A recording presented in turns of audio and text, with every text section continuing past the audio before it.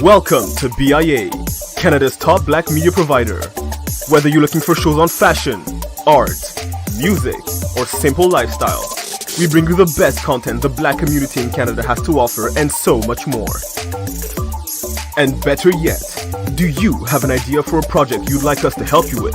We provide equipment, studio, and office space, as well as a team of dedicated individuals to help you bring those ideas to life. So don't wait. Check out our new website at biamedia.ca for more information on how to contact us and start creating today. BIA Media, your way.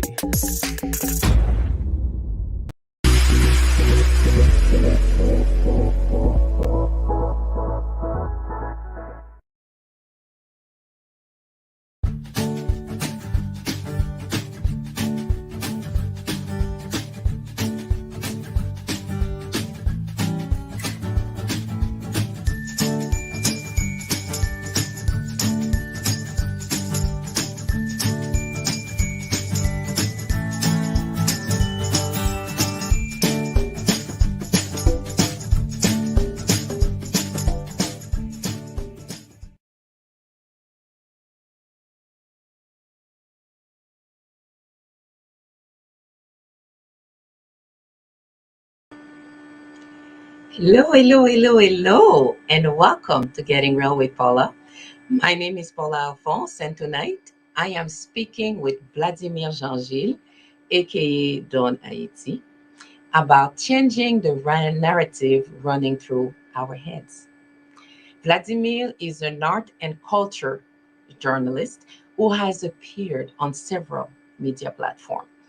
He's also a film critic for CBC All in a Day, a drive time radio show hosted by CBC's Ellen Neal. Vladimir's work has taken him from Hollywood to Manhattan, and he has had the opportunity to meet and interview with some legendary icons in the world of music and cinema as well. Last but not least, Vladimir is the founder and creative director of Black Lens Instagram. The Black Lens was created to promote positive news that focuses on the Black community. And this in order to counteract the stereotypes broadcasted in the mainstream media. So, good evening, Vladimir, and welcome to Getting Real with Paula. Thank you so much for having me, Paula. It is a pleasure. It is a pleasure. I'm looking forward to this conversation. Same here, same here. Oh, in order for the audience to know a little more about the man beyond the bio, could I ask you to introduce yourself using 5 words and the reason why you chose these? Yeah, okay, I can do that. So, my name is Don Haiti. So, 5 words to introduce myself. I would say I am an artist. I'm ambitious. I am a dreamer. I am um, uh, I'm faith. That's 2 words. Faith driven. And if I can use another word, I would say idealist. Oh, I like all of these. Thank And you. can you tell us how these represent the person that you are? Well, especially when it comes to being idealist and faith driven, I have what really pushes me in life and motivates me to go forward through ups and downs, and it's the reality. It's by faith. It's the idea that everything happens for a reason, and that I'll always end up exactly where I'm supposed to be, doing exactly what I'm supposed to be doing, so long as I accept the bigger plan. So I'm someone who believes that. I'm a writer. I'm really driven by my passion. You can see that in my art. I write a lot. I'm very motivated by that.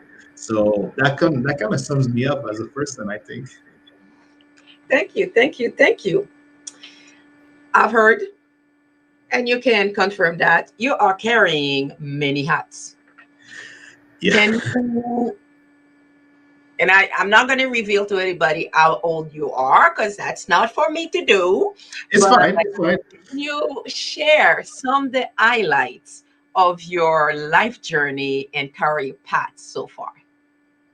Yeah. So I do carry. I have been told that I do carry many hats. I'm a radio producer, radio host, a writer, a journalist, a film critic, a columnist, a public speaker, uh, and a media consultant, and all that kind of stuff.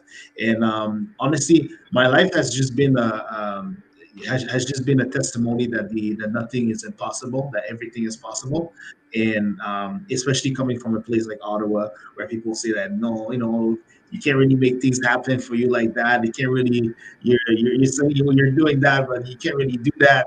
My life has been a testimony of that. I've had the chance to pretty much um, complete my checklist of dreams at a very early age. I don't mind sharing. I'm 30 years old, and thank you. And I've had the chance to do a lot of the things that I had set out to do in my 20s and have it completed by my 30s. And now I'm just looking at whatever's next, you know? And it's interesting because you said you have completed these by your 30s. Yeah, And usually that's where most people start thinking about what are they going to do? What's my next step? And things like that. So I'm yeah, sure this come with this sense of, okay, so what's next? Where do I go? What do I do? And you don't have to share everything here, but if yeah. you already have a sense of what are those things I'd like to do more of? Yeah, I would definitely love to um, inspire to do something that inspires people to get started on their own dreams, whether it's writing towards so for a certain group of people or mentoring a certain group of people. I would really love to pass on what I've discovered about going after your dreams and following your passions. I would really love to pass that on to a new generation of people who are driven by the same things.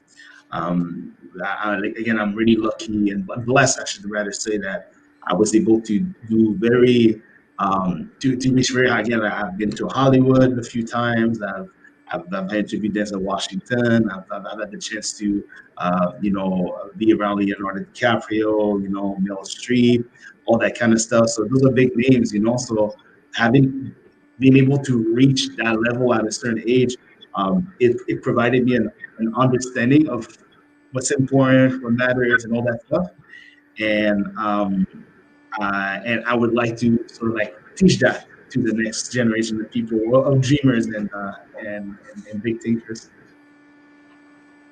So, what is the driving force behind what it is that you do? That's a very good question, Paula. That's I a will very good talk about question. it. What is the driving force behind what I do? I would say it's definitely faith. It's definitely faith. It's the understanding that again, I've lost the minds the ability to comprehend the idea that something is impossible. I don't have that understanding that something cannot be done. I lost that very, I mean, not I don't want to say early, but when you've already gone through what was already impossible a few times, you start looking at what people are calling impossible, and then you realize that maybe it's just a perspective. It's your perspective, But my perspective is that nothing is impossible. So when I have an idea, when I really want to do something, when I'm aiming for a certain level, I just do it. I just do it because I believe that I can do all things through Christ who strengthens me. But I don't mean to be preaching, but that's what drives me. I really believe that all things that are meant for me can be done. Oh, I can hear you. Oh, here you May go. I ask, in the context of some of our earlier conversation, you mentioned that cinema is your passion. Yeah, it is. Can you elaborate on that? Cinema is the first form of art that allowed me to discover the world outside of where I was. I grew up in a very marginalized community right outside Montreal. So the only way for me to see another version of the world that wasn't as dramatic or as dark or all that kind of stuff was via films. And I spent most of my childhood just watching movies and learning life lessons that I couldn't really go out here and learn. Learning these life lessons through the films that I was watching. Sometimes I was a little too young to watch certain films, but you know, you, you still learn from these movies too. And ultimately, this is what made me discover. It was a way for me to discover myself, discovering different personalities, hearing different stories, and trying to relate to this one and understand where this person comes from and all that kind of stuff. So that's definitely that's where my passion from cinema for cinema comes from. Mhm. You mentioned something about storytelling in Yeah. movies. Yeah. I'd like you to share a little on that. Yeah, storytelling. Cinema combines so many different forms of arts. It combines all these different forms of arts to provide you with this very special form of storytelling. Whether it's visual, strictly audio, or just be a narration or just silent acting or all that kind of stuff. You I find that cinema is the best way to tell stories.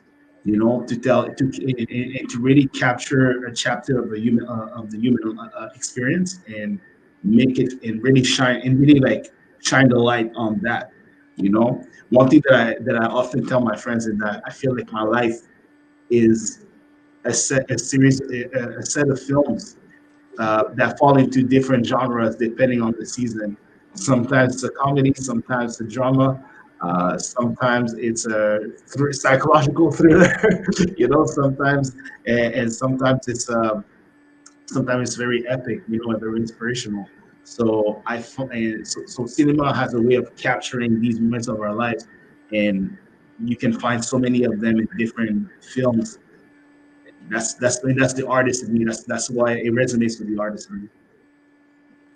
In your opinion, what would be the top three movies or books that everyone should see or read, and why? So yeah, you asked me. You and I had a conversation about that a while back, but the answer to that question always changes based on how I feel today. So it's definitely well, the number one film I think the greatest movie ever made is The Godfather. I feel like and I'm gonna cheat and say Godfather Part One and Two. I'm gonna count it as one movie because you really have to watch them back to back. Um, and we don't talk about the Godfather Part Three, but I find that the Godfather has literally every life lessons in it, like almost all of them.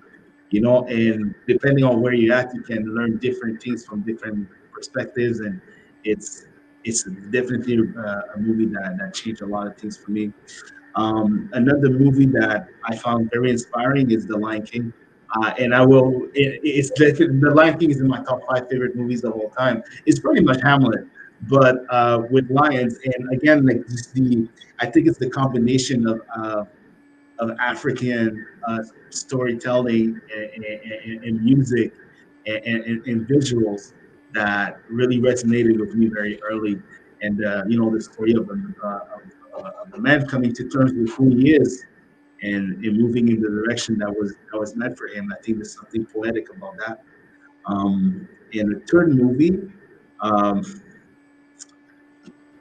it might come across as a little ridiculous, but I honestly I would say Home Alone, and the reason being that I'm a big lover of Christmas. Christmas is my favorite time of the year, after my birthday and the Oscars, and I find that there's the reason why this movie is very important to me, in my opinion, is just because as we grow in life, and I was told that when I was younger, the meaning of Christmas kind of changes over time, and you don't feel the same magic, the same spirit. It becomes more of a day off, all that kind of stuff. And I think it's important to stay connected with the part of ourselves that believe in the fantastic and really felt these fantastic emotions. I like to stay close to that. Okay. There are two movies that come to mind, and I'm somewhat a bit surprised, and that you didn't mention it. And I guess they speak to me, but I Yeah. don't know whether they would speak to you. Mhm. One of them was Black Panther. Oh, Black Panther is definitely. You know what? I'm gonna see. You just threw me a curveball because I'm gonna have to put that movie back up in my list. See, and that's what I mean. It just depends on that question is so subjective. It depends on when you ask me. Black Panther is the first movie that I, first of all, I saw it about 7 times in theaters, including one time in Hollywood, in 4D at the Chinese theater. I actually flew to Hollywood to go watch Black Panther. That's how much I was obsessed with this movie. It's also the first movie that I've showed to my mom that made her cry Mhm. because of the connection to the ancestral land and you know and that part of things. She was really moved by it. And taking my mom to Black Panther was definitely an iconic moment. So I have to add Black Panther in there. And for me, it was the beauty Mm, of the potential of this. It was just this kingdom where you would have everything, the old and the new, the traditional and the scientific, cutting edge sciences.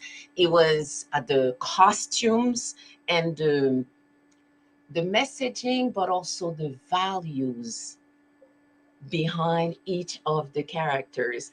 And it mhm. was one where I felt that, as you mentioned for the other one, there were so many lessons into that movie, that it wasn't the typical Hollywood story, but then Yeah, at the same time, it showed you that for a group of individuals that were so very seldom highlighted, that you could see excellence.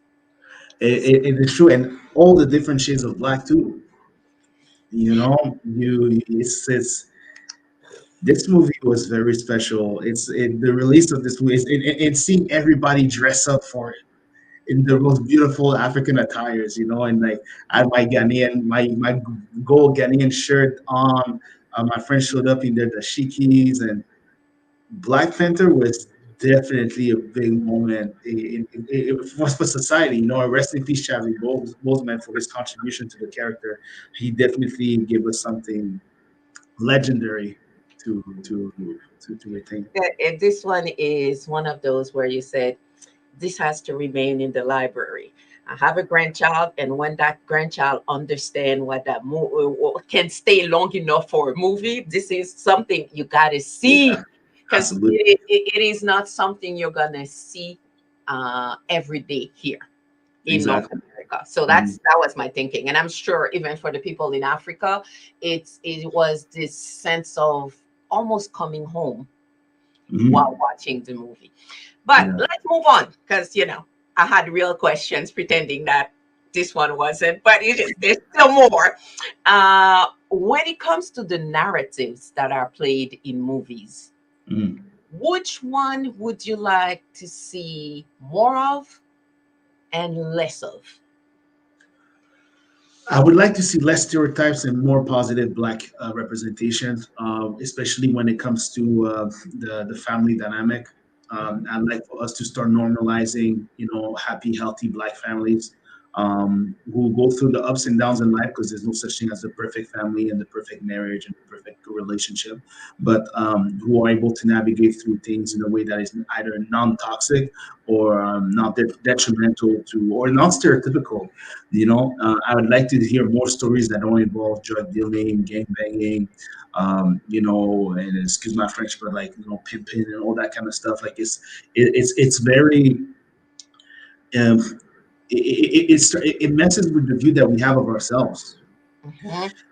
and it's really sad because I have to constantly fight myself the image that society has of me that I sometimes have of myself, because I try to be a societal, I try to fit into the mold that society has for me, but it's just doesn't it's just not a fit, not always, not to say not ever, and that's why I would like to see more of, like, more positive representation, that are not rooted in, that are not related to toxicity or dysfunction. Stories of victory that don't always include the defeat of racism, because we scored victories throughout the millennia that are really astonishing, and also pre-colonial Black history. I still don't understand why we have all these different movies about, the World War II, and Julius Caesar and all that kind of stuff, but we still don't have a movie about Mansa Musa, you know, or like why not get a Mansa Musa movie? Like, this is an epic tale, you know, and that's why I would like to see more, for the focus to be shifted more towards positive Black representation. There's another name that comes to mind, and I know, no, I'm throwing things at you. You might not have had a chance to even think about all of that. Tyler Perry, in Tyler terms Perry. of changing, potentially changing the messaging. I like that you said that, because the first thing I think about when I think about stereotypical images and certain things being portrayed and normalized, and is the popular narrative in Black cinema. A lot of that we will find in Tyler Perry movies. Now, here's the thing with Tyler Perry. I do recognize that Tyler Perry has a way of representing a branch of America that doesn't see itself good or bad, that doesn't see itself represented ever. So I do want to applaud him for being able to do that. Represent, like, the relationship that we have with our grandmothers, or the cookouts, and all that kind of stuff. It's a great reminder that Black people tend to have a lot of similarities, regardless of culture and ethnicity, regardless of culture and nationality. But a lot of his movies are movies that explore and normalize the idea of dysfunction. Mhm. It's angry Black women, it's toxic Black men, and it's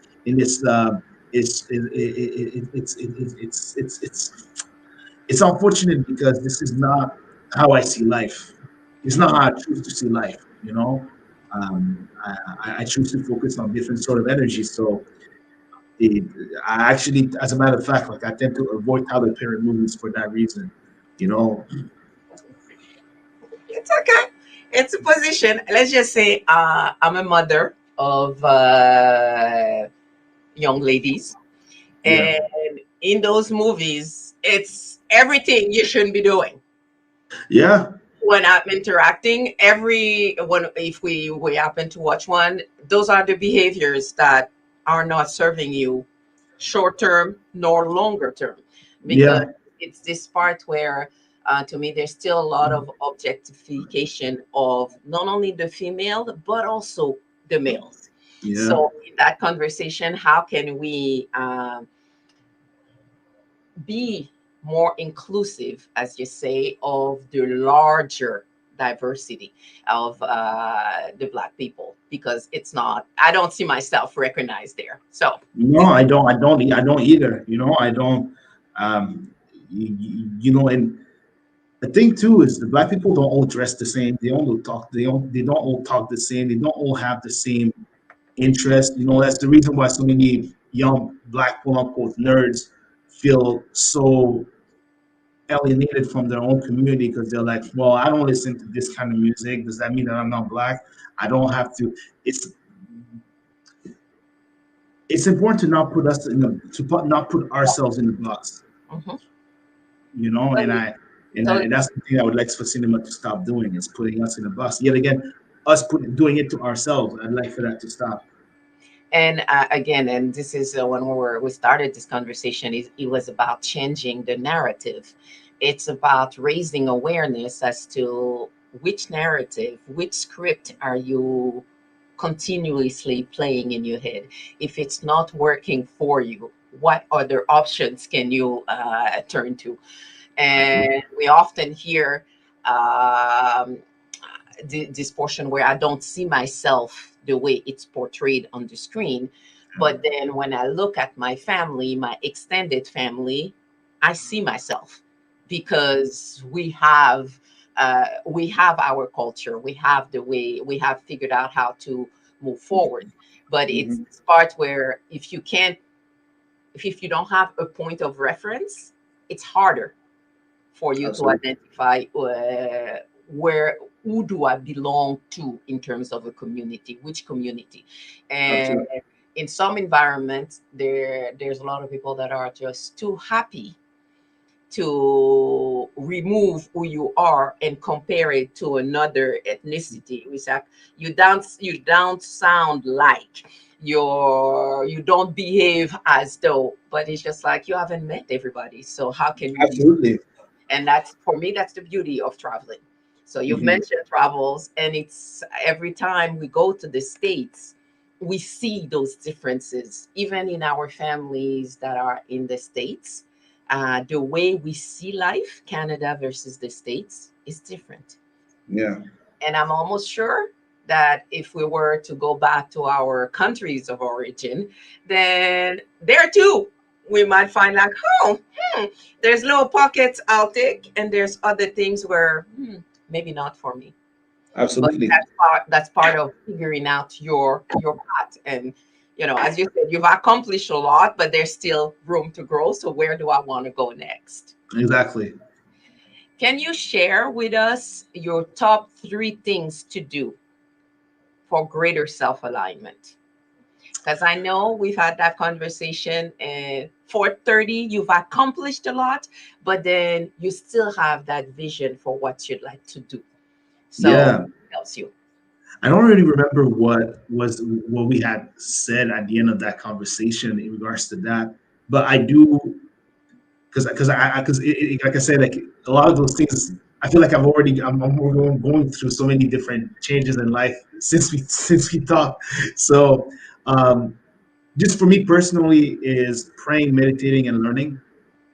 Those are the three things that because I don't know anything. I will never know everything, you know. So I think learning is the number one, like the most important thing. Is finding areas that identifying areas where you're lacking, and understanding that you don't have to lack in that area. You can just go learn about it, and there's always something you can go learn about. So it's the constant development in that sense. Just praying is important for me, just because it's so I just have a relationship with God, and I just feel like it's important for me to feel heard to feel heard about things that I don't always know how to tell to people, you know. And it just feels really good in my belief that I have someone like that I can rely on during these moments. And meditating is because I'm an overthinker, so sometimes I just go too far, I just go too deep, and I just ooh, it's too much. So sometimes I need to shut it down a little bit. So I just put myself in positions where I meditate a little bit more. What about role models? Who do you consider, or would you think of as role model? Who would be those people that you say, I think I have to learn from these? Um, I would put one of them would be Trevor Noah. Okay, Um, I like him. yeah, Trevor Noah is someone that has an understanding because he's not from North America. So Mhm, his view of what we do here is very like he's able to see things from a perspective that we do not have. You know, mhm, uh, I remember when he was calling out misogyny within our community, mhm, and him being able to easily identify areas that where there was misogyny, where here we're too close to realize that certain things were misogynist, but he just called it out. And I just realized that it's important to have, if you want to grow, if you don't want to stay the same person, if you want to evolve as a person, become a better person, you need to hear the perspective of people who are calling things out that might make you uncomfortable. And he's someone who does that in his comedy, and who is, I just, again, like I just admire for that. Someone else that I would admire, um, trying to think. Well, I feel like it's a redundant answer, but Nelson Mandela is someone that I just did the idea of nonviolence, the amount of patience and peace that you have to have in your heart to move a certain way to accomplish certain things. I mean, I can only aspire to get to that level of peace and patience myself. I'm not the most patient person. You and I have a conversation about that, and I definitely admire that. Um, so those are people I would definitely like that. And there's so much to learn. What I find is when I think about role models, it's never one person. It might be one person for one thing, then it'll be another person for those things, because no one is perfect. No, And this exactly. is the part where we have to acknowledge the humanness of Hmm. each and every one of us. And in Hmm. that context, who else can help me grow, Yeah. learn, and be better at certain things that I haven't mastered from? Hmm. And I think throughout my journey, I've always looked for those individuals, be it male or female, that actually strive and make you strive to be a better person. Yeah. Another person that I definitely admire too is Michelle Obama, even more so than Obama, to be honest with you, because in a society that forces black women, that really imposes like very negative stereotypes on black women and forces them to adhere to these stereotypes in order to be welcomed and being recognized as black women, it's very hard for someone like Michelle Obama to well, I think it feels hard, but she doesn't make it. She doesn't make it look hard to She's stand up for what she singing. believes, and standing up against the narrative of what a black of what a mother and a black mother and a black wife is. You know, I find that admirable. I find it beautiful to see, and Barack Obama got himself a good one. 29 years of marriage. So I think they both know. So this is good. And I think it was one of those great example for our communities to see a family that respect one another, that elevate each other, and actually pull other people up at the same time. So to me, Yeah, that, yeah, those are great values. definitely. There's a question I always have to ask, and this is from a perspective of learning. Okay. I am a strong, strong, strong proponent of boundaries as a tool to create meaningful space for self, but also for the life we want. So I'm gonna ask you, what boundary have you put in place that allows you to create the most personal growth for you? Oh, very interesting.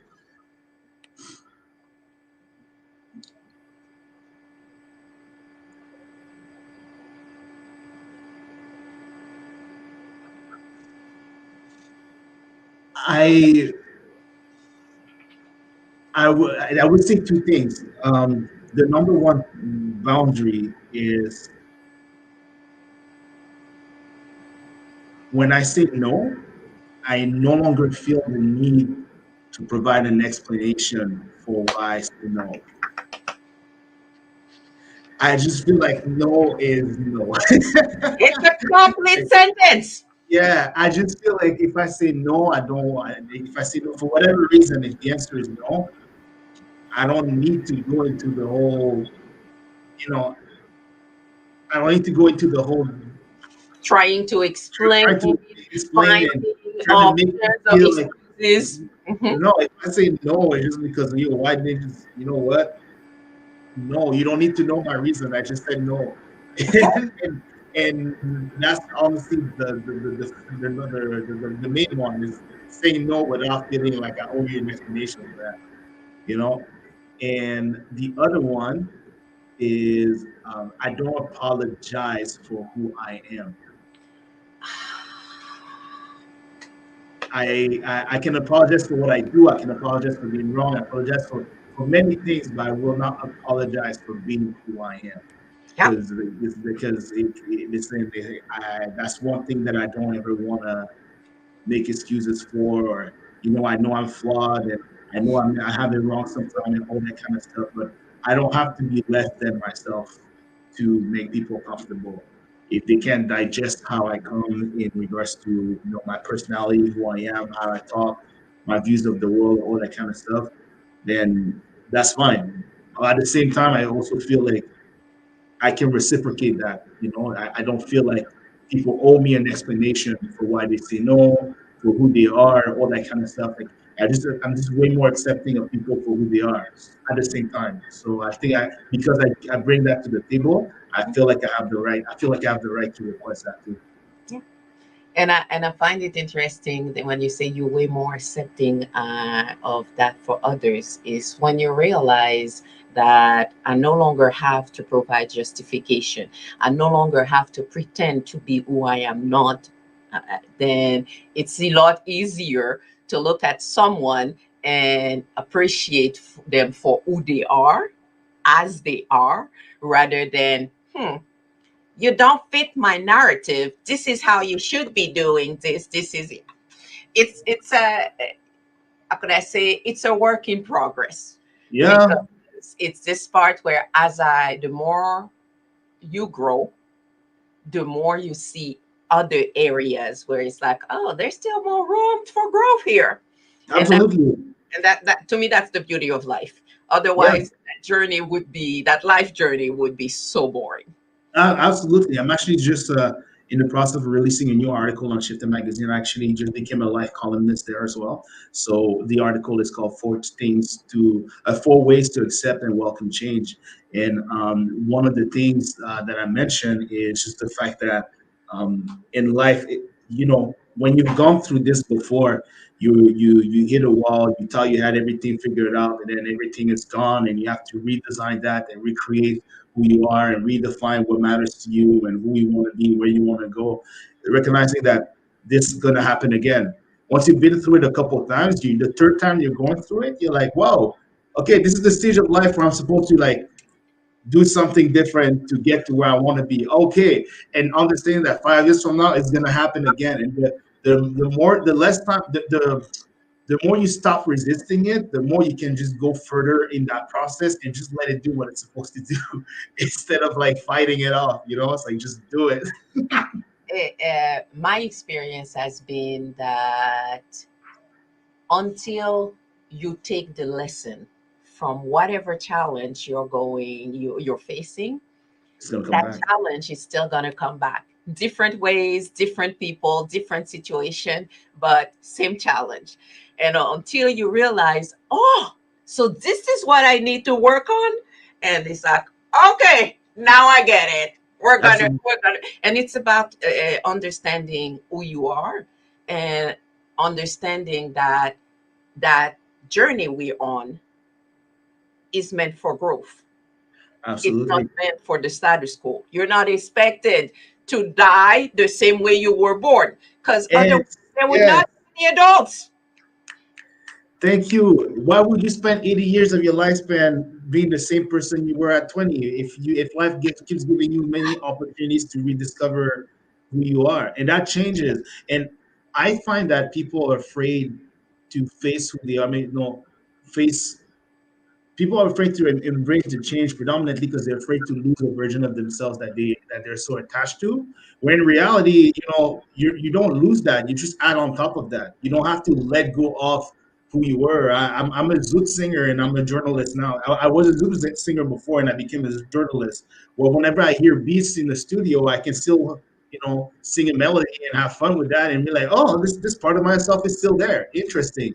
Just like I know that if I was to move on to a new stage of my life and do different things, I would still end up doing media somehow because this is part of who I am. It would just be different, that's the reason why now it's a lot easier for me to embrace change because I just don't fight it anymore. I just don't try to resist it. I just let it happen. It's tough. I make it sound easier than it is. I don't. It's hard. It It's needs hard. work, but I, it's not I have as to make the hard conscious as we decision. think it is.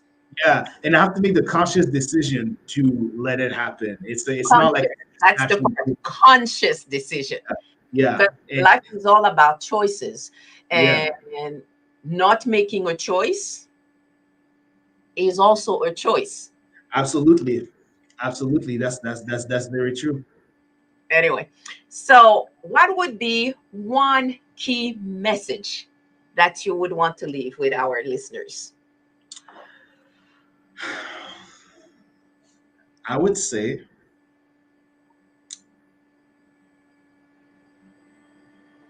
don't be afraid to follow your heart. And I understand that hearing this, especially depending on the stage of life that you're at, might sound scary because following your heart means that we've all done that. We've all got bruises for it. We all had our share of regrets for it, all that kind of stuff. But I'm a big believer that life happens for you and not to you. And in this life, we're meant to explore the. I think life is a finite opportunity to explore the infinite unknown, and we're supposed to do that without a compass. So might as well let your heart be the compass. I think it's the best. In facing the fears that it comes with, the insecurities, the anxiety that it comes with, the unknown, and the passions, the losses, all that kind of stuff. Just see it as a testimony that you're alive, and that's beautiful. Yes. I am I'm not your mom. We both know that. But I'm thinking this is a proud mom moment where you realize that your child is on the right path. He's not creating more obstacle for himself. He's actually figuring out what's meant to be my flow, what's meant to be my raison d'être. Ouais, What am I on earth for? Because the idea is I'm not there just to go to university and finish my diploma and then go to a boring job for the next 40 years. Hell no. I don't think that's what God intended for any one of us. We all have something we're meant to accomplish. So as long as we keep working on it, yeah. absolutely. And I believe I'm a believer that everything is possible. I'm a French Canadian guy from right outside Montreal who ended up having breakfast with Anthony Hopkins at the Four Seasons in Hollywood. Like I'm not saying that to brag. I'm saying that if I'm telling you that I believe everything is possible, it's because I know it is.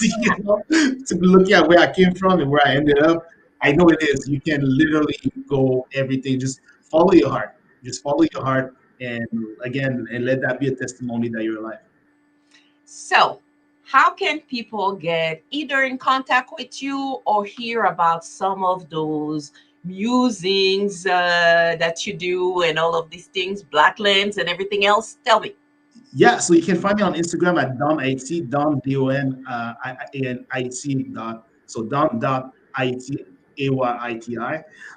You can also find the Black Lens on Instagram at the dot black dot lens LENZ.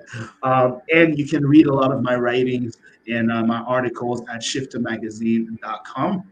Last but not least, again, I'm on CBC all in a day from 5:45 every Thursdays, where I do my film reviews. 89 91.5 FM. Sorry, I'm on too many radio shows. 91.5 FM, and I also host a radio show from Monday to Friday, from 4 to 6, a French drive time radio show where we talk about the discovery of self and what's going on in society and culture and all that kind of stuff. We talk about that on the show called Les Intrépides, which is a French urban show where we dissect different aspects of life together in a way that is very intrepid. So yeah, that's sort of my where I'm at. Yeah, I call myself a status quo disruptor. I think you might be one of those individuals too, where you actually move people forward in terms of personal growth, but it also from a perspective of self-alignment. Because in the end, that's what we're hoping. That's what we're Absolutely. looking for.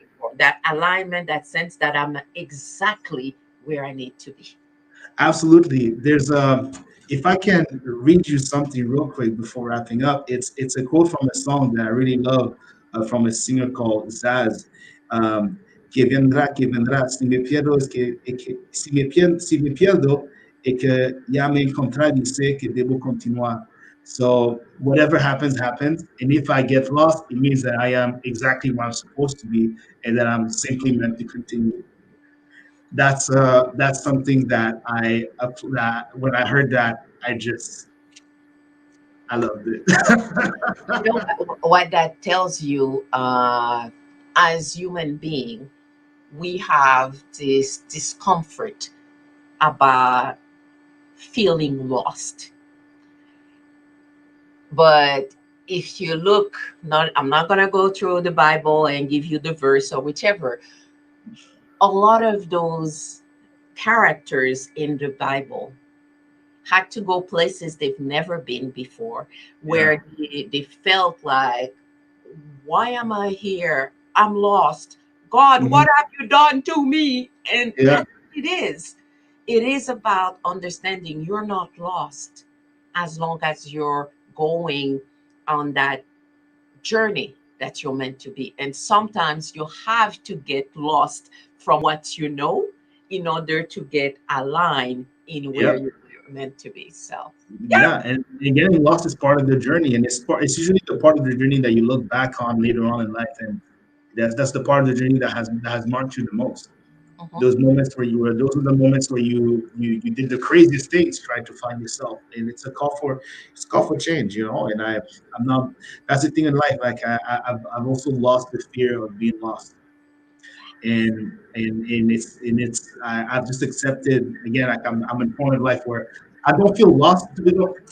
I'm going through a lot of changes in my life right now, but in regards to who I am, what I want, what I'm prioritizing, and all that kind of stuff, I don't feel lost.